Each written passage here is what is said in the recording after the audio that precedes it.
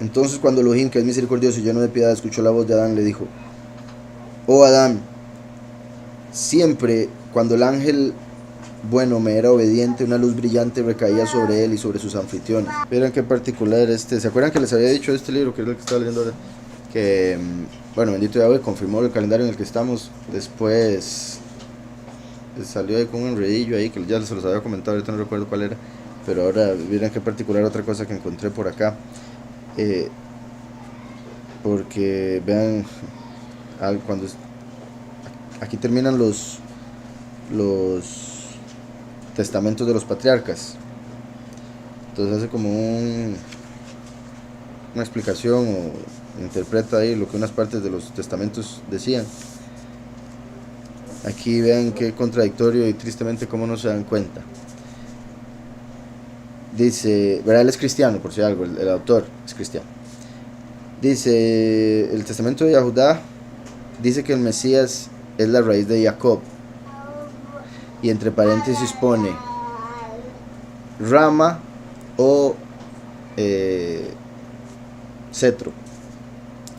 Entonces, ¿cómo dice que es la raíz y después en paréntesis dice rama? Como si no supiera que son dos cosas completamente diferentes en una planta.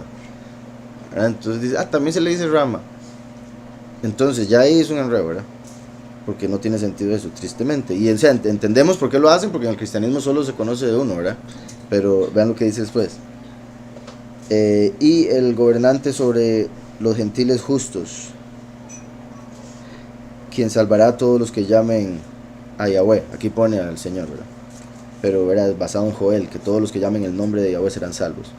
Después, inmediatamente en el próximo párrafo dice: el testamento de Shimeón 7 enseña que el Mesías sería ambos rey y sacerdote.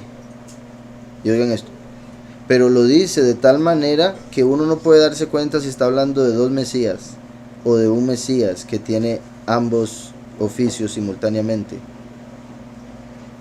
Y después se pone, ahora sabemos que es un Mesías con dos oficios, ¿verdad? Porque es cristiano. Puede ser la razón por la que muchos de los rabinos del primer siglo, antes de Mashiach, pensaban que habían dos Mesías: el rey Mesías hijo de David y el sacerdote Mesías hijo de Yosef. ¿Verdad? Entonces ahí lo tiene, lo ha visto, pero dice, no, ya descartado, pero le dicen la raíz y la rama, por si algo. Entonces sí, qué triste esas confusiones. O sea, andando tan cerca, ¿verdad? Pero en sí lo que les quería mencionar era por lo que acababa aquí de leer. En el testamento de Leví, o no, de Amram. Ajá. En el testamento de Amram, que es el papá de Moshe y Aarón y Miriam, él tuvo una visión y dice: tuve un sueño donde vi a dos vigilantes, o sea, dos malajim. Estaban discutiendo sobre mí, ¿verdad? De Amram vendría el sacerdocio levita, como acabo de decir, es el papá de Moshe, Aarón y Miriam, el descendiente de los levitas. Entonces dice, estaban discutiendo acerca de mí y decían, bueno, ahí se perdió lo que decía, esos testamentos, ¿verdad? Se perdieron algunas partecitas, tristemente. ¿Se acuerdan cómo hemos leído muchas veces, lo hemos hablado bastante, de cómo Moshe fue un mediador y lo fue de un poderoso Yahweh, pero hubo varios ángeles que le trajeron la Torá? Entonces es similar a esto que estamos viendo aquí, similar, aunque aquí vamos a ver que ambos son negativos. Lastimosamente, como les digo, porciones de ese testamento se perdieron, que serían súper útiles para terminar de explicar lo que estoy explicando, pero bueno. Dice, entonces, la discusión se calentó, se puso más fuerte, y les pregunté por qué. Ellos me respondieron: hemos sido hechos señores de la tierra para gobernar sobre todas las naciones de los hombres. Decía, vean cómo son dos ángeles. Aquí dice vigilantes. o sea, similares a Azazel, Shemhaz, de los que bajaron en el tiempo de Noah. Dice, hemos sido hechos señores, aquí sí lo digo así porque son esos dos ángeles, de la tierra para gobernar sobre las naciones de los hombres. Después me preguntaron, ¿cuál de nosotros escoges? De Amram, que van a salir los sacerdotes, que van a tener el sacerdocio levita.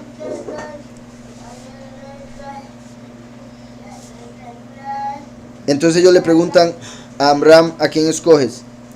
Dice, ahí falta un poco también, disculpen, donde llega la parte buena, alguien hizo. Dice, miré de cerca a uno de ellos y se veía, ¿cuál es la palabra para decir que asusta? Se veía, así, terrorífico, como una serpiente, y vestía ropa multicolor. Esto, ¿verdad? Es interesante, que se parece a Yosef, que vestía ropa multicolor porque representaba que iba a ser el rey de las naciones y llegó a ser el virrey en Egipto. Curiosamente, el ángel de Egipto es Samael. Entonces, quien también está, por decirlo así, sobre las naciones que no creen en el Padre.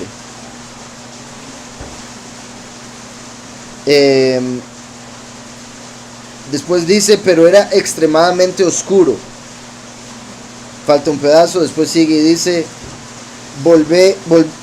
me volví a ver al otro, y falta un pedazo, y después dice, su cara se veía como la de una víbora, cubierta con, falta un pedazo, y después dice, bueno, sí, para nada les digo esto, si lo que falta después no se entiende, okay. Dice, y sobre sus ojos, después dice, este vigilante, ¿quién es él? Él me preguntó, él me respondió y me dijo, este vigilante tiene 3 nombres, Belial, el príncipe de la oscuridad, y Melki-Resha, que debe ser el rey de los malvados, lo que significa el nombre. Belial es el señor de la desobediencia, de los que no tienen Torah. ¿Se acuerdan que les he dicho que Belial es como llaman los judíos a Satanás? Y que Belial es otro nombre de Samael. Aquí se mencionaron 3 nombres, pero en otros escritos se le ponen otros nombres.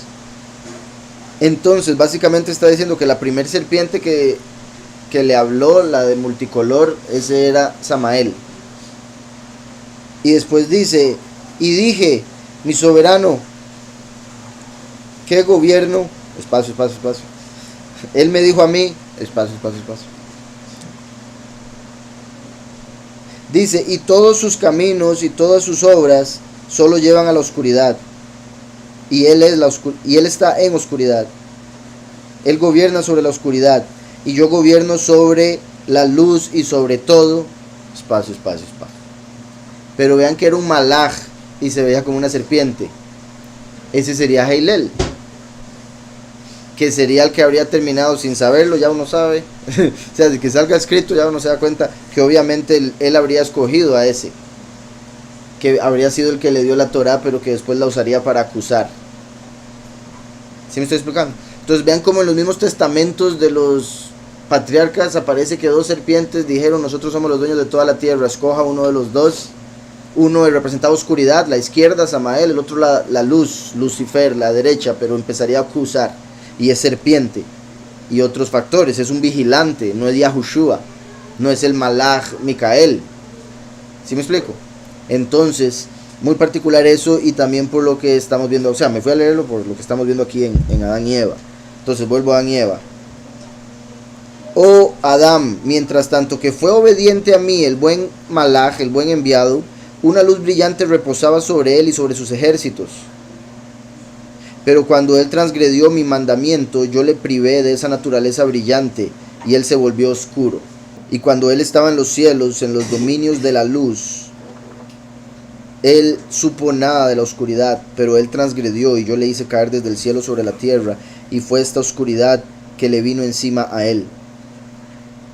Entonces él está diciendo, la noche esa plaga de la cual preguntó en el capítulo anterior, es el castigo por el pecado, así como el primer malaj estuvo en una luz hermosa, pero cuando se reveló cayó en oscuridad.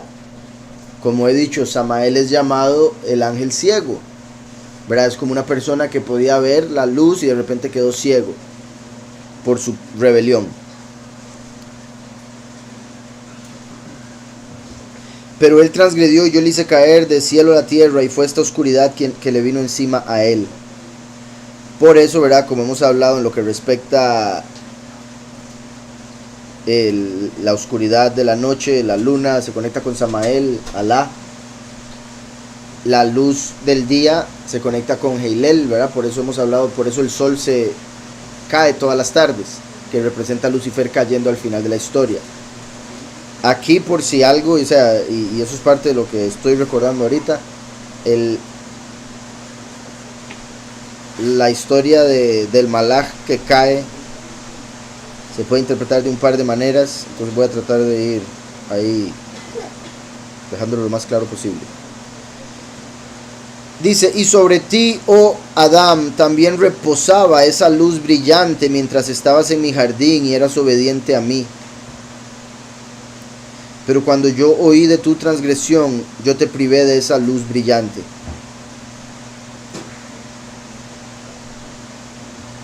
Pero por mi misericordia, yo no te convertí a oscuridad, pero yo te hice ser tu cuerpo de carne sobre el cual yo esparcí esta piel, para que pueda aguantar el frío y el calor. Si yo hubiese permitido que caiga mi ira pesadamente sobre ti, yo te hubiese destruido, y si yo te hubiera así yo te hubiera convertido en oscuridad. Oh no, espera un segundo, está raro esto. Y si yo te hubiese convertido a ti en oscuridad, hubiese sido como si yo te hubiese matado. Entonces, vean cómo ahí básicamente está diciendo que la caída del malaj fue su muerte. Para un malaj ser quitado del favor de Yahweh es como si muriese, porque le está diciendo, si yo te hubiera hecho de oscuridad, te hubiese matado. Haciendo la comparación del ángel que lo volvió oscuridad, en comparación con el hombre que lo puso dentro de una realidad de oscuridad, una realidad oscura, pero sigue siendo una porción de luz, una chispa que va a poder adquirir, ¿verdad?, vida eterna a través de Yahushua, que es la luz. Si yo hubiese permitido que cayese mi ira pesadamente sobre ti, y Javá, ¿verdad?, según la otra traducción, yo te hubiese destruido, yo te hubiese convertido a ti en oscuridad. Ay, otra vez lo hice igual. Y si yo te hubiese convertido a ti en oscuridad, hubiese sido como si yo te hubiese matado. Pero en mi misericordia yo te he hecho como tú eres.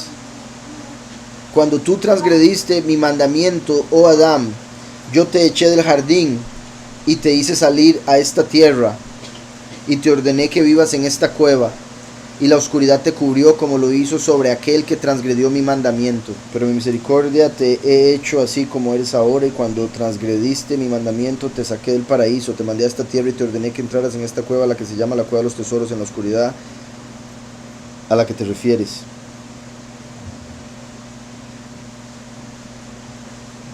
Así Adán, verso 10, te ha engañado esta noche. No es para durar para siempre, pero es solamente de 12 horas. Cuando ha pasado, regresará la luz del día. Porque salieron de día y después vino la noche. Y ahora le está diciendo, solo dura 12 horas, después vuelve a venir el día. Pero mi punto es, con lo que decías, que ahí confirma, o debería, si uno lo lleva con lógica, que lo primero es el día, lo primero es la luz. Y después la noche, no como los judíos que primero la noche, porque en ese caso hubieran salido de noche. Dice en esta otra, esta oscuridad, oh Adán, es la noche, y que no te engañe, no dura para siempre, solo 12 horas, y cuando haya terminado volverá el día. ¿Verdad? También, o sea, imagínese lo que fue la primera noche, decir, de ahí sí, ya hasta aquí llegamos, imagínese ahora 4 milenios en oscuridad, qué espantoso habría sido. Dice, no suspires por eso, ni seas conmovido, y no digas en tu corazón que esta oscuridad es larga y tarda cansadamente, y no digas en tu corazón que yo te azoto con ella. Fortalece tu corazón y no estés asustado, esta oscuridad no es un castigo, pero oh Adán, yo Yo he hecho el día y he puesto el sol en ello para dar luz, para que tú y tus hijos hagan vuestro trabajo. Porque yo supe que tú pecarías y transgredirías y saldrías a esta tierra, pero aún yo no te quería forzar ni levantar mi voz hacia ti, ni callarme, ni condenarte por tu caída, ni por tu salir de la luz a la oscuridad, ni tampoco por tu salir del jardín a esta tierra, porque yo te hice de la luz, y yo quise traer fuera hijos de luz de ti, parecidos a ti. Pero tú no guardaste mi mandamiento un solo día. Esto, ¿verdad? Esto es lo que uno le parecería ver claramente en Génesis. En el judaísmo, en la tradición, dicen algo completamente diferente. Bueno, no, en realidad depende de la opinión. Ustedes saben que el judaísmo hay muchas opiniones. Me acabo de acordar de un par. Un par de ellas dicen que transgredió el mismo día, pero como se le hizo un sexto día a la semana, hay otros que dicen que transgredieron el Shabbat, y que por ser en Shabbat, o en el otro caso de haber transgredido el mismo día sexto, por ya venir el Shabbat, Yahweh les tuvo misericordia y se esperó hasta después del Shabbat para sacarlos. Pero en el libro de Jubileos, que también recuerden que en el libro de Jubileos, como les he dicho, ese libro lo habían encontrado con partes que le faltaban, y se dice que los escribas le agregaron a través de la tradición cosas. Entonces por eso es que yo le tengo cuidado a ese libro de Jubileos, por esos detalles. Y lo digo en este caso por esto aquí, porque contradice, o contradeciría, ¿verdad? Dice que salieron como un mes y medio después, si no me equivoco. De hecho yo lo puse aquí, creo, pero en gris, para que supieran que era de Jubileos. En Jubileos 3:17, si no me equivoco, es donde aparece eso que les decía. Y habría sido el 17 del segundo mes según Jubileos. Dígame. Esa sería tal vez una posibilidad, que como el paraíso estaba más cerca del cielo, ¿verdad?, de la realidad celestial, el tiempo iba mucho más lento. Entonces, en ese mismo día, en esos mismos minutos o horas, en esta realidad pasarían días.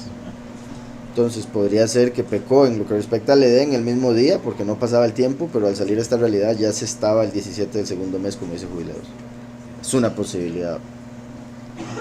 Entonces, dice: pero tú no guardaste mi mandamiento un solo día, hasta que yo había terminado la creación y bendije todo en ella. Entonces, sobre el árbol yo te ordené que no comieses de él, pero yo supe que Satán, quien se engañó a sí mismo, también te engañaría a ti. Así que yo te lo hice saber por medio del árbol, que no te acerques a él. Y yo te dije que no comieses de su fruto, ni que lo pruebes. Aquí ya le incluye esto: ni aún sentarte debajo de él, ni ceder a él. Yo te di a conocer la existencia de este árbol, no para que te acerques a él, y te dije que no comieras de su fruto, ni que gustes de él, ni aun que lo veas atractivo ni codiciable. Que fue como, ¿verdad?, lo vio Eva.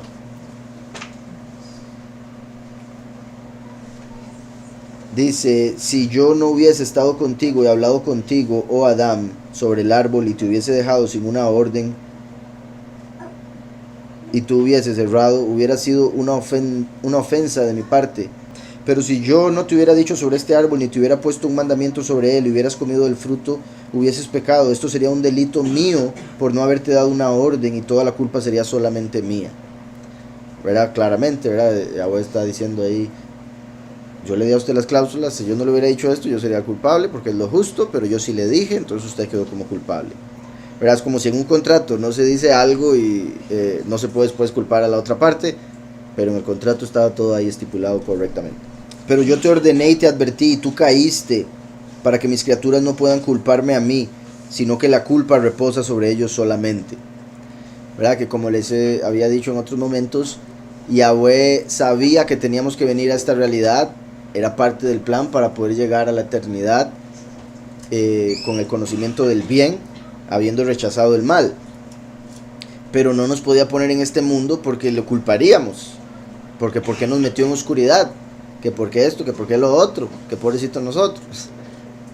Pero al ponernos en una realidad perfecta y ser nosotros los que escogimos salir a esta realidad imperfecta, ahora no podemos culpar a nadie más que a nosotros mismos. Como cuando cometemos un pecado y llega una consecuencia, No podemos echar la culpa a nadie más que a nosotros mismos.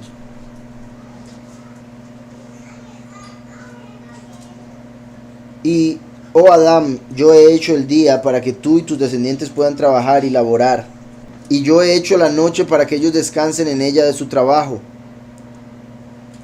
Vean también como una vez más pone primero el trabajo y después el descanso. No el descanso y después el trabajo. Que eso sería si el día empieza en la noche, como dicen los judíos.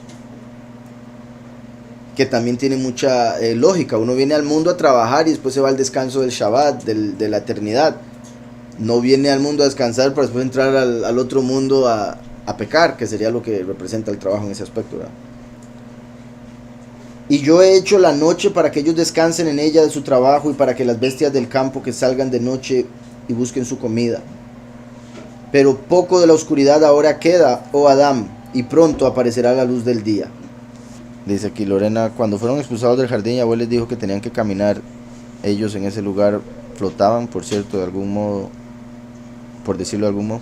Sí, exacto. O sea, una de dos, o flotaban porque tenían un cuerpo completamente diferente, o al menos, como dije, no tenían que hacer esfuerzo para caminar. Es como caminar sin sentir ningún cansancio en lo absoluto. Usted nada más quiere llegar a algún lugar y llega. Que también puede ser similar. O sea, la otra posibilidad sería, al ser un cuerpo como el que vamos a recibir a través de Mashiach, recuerden que Mashiach se podía teletransportar. Entonces no había necesidad de caminar, él puede decir, quiero estar allá, y estaba allá. ¿Verdad? Es una posibilidad, porque si eran cuerpos de luz, se podía mover a la velocidad del pensamiento, velocidad de la luz.